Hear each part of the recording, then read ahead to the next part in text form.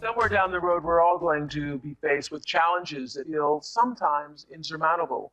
It might be a divorce or a layoff or an illness or even the death of a loved one. None of us can really avoid it if you're going to be human and continue to live on the planet. That's what being a human being is. So the question then becomes, what will you do when it happens, whatever it is for you?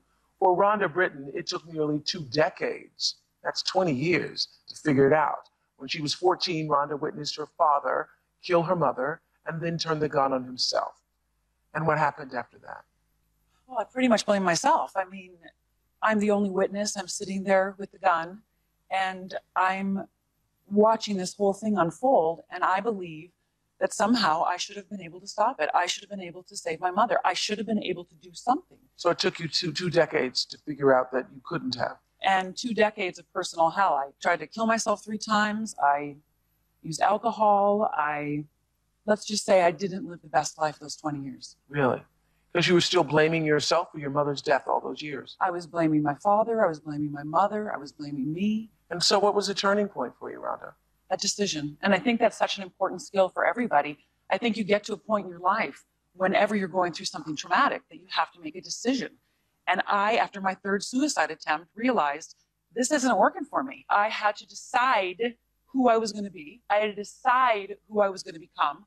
I had to be willing to let go of the past. I had to be willing to focus on the future and let go of what was and just decide, okay, who is Rhonda Britton going to really be? Because if she's your story and you're just going to sit there and wallow in it for the rest of your life and have a pity party, well, you're just going to keep on living the way you're living. Yeah, I think I wrote something about this in my magazine once about how I believe that the ability to make a decision is the force field that allows you to move forward in anything in your life. And that is whatever it is you need to do in your life. Lose weight, make a decision about how you're going to choose to react to an illness. And I would say that would be the thread that connects all of the stories that we've heard today. Absolutely. Isaiah made a decision. Absolutely. And so did Lori, and so did Jeff. They all made decisions. Yes. But they did something also, because lots of people make decisions, but they don't live by them. Yeah. They don't keep the decision going. Yeah. They don't focus on the decision. Instead, it's like, well, I made the decision, now it should just magically happen. Yeah. They don't take personal responsibility. Yeah. Every single person on this in this seat today took personal responsibility. Okay, we'll be right back. Well, Rhonda's now been a life coach for the past 11 years and has written 4 books, including her bestseller, Fearless Living. And Rhonda says everyone has the ability to bounce back after difficult times. And doesn't everybody just want to live that way? I mean, that's why that's such a wonderful title for your book. Thank you. Fearless Living.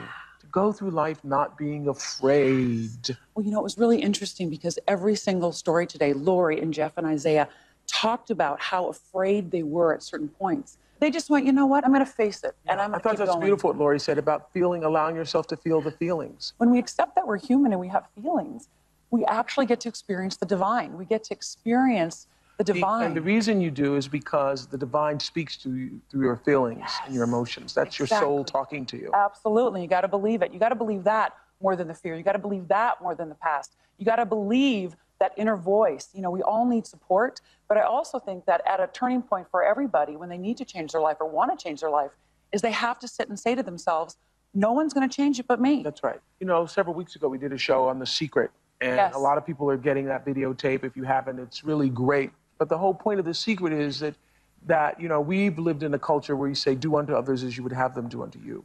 What The Secret says is basically what I've been saying for years. You can do unto others all you want to. It's already going to be done unto you. And that's the way the law works in our lives. At some point in our lives, the truth is we will have struggles and we will face adversity. That's what being a human being is. But the key really is not about focusing on what you're going through, but how you choose to get through it. Make a decision and then act on that decision. And all of our guests today have shown us that we can all learn to be more resilient in our own lives. And therefore, I thank you all for being here today, sharing your stories, making us all feel that we too can do great things in our lives. Thank you. Thank you very much. Thank you.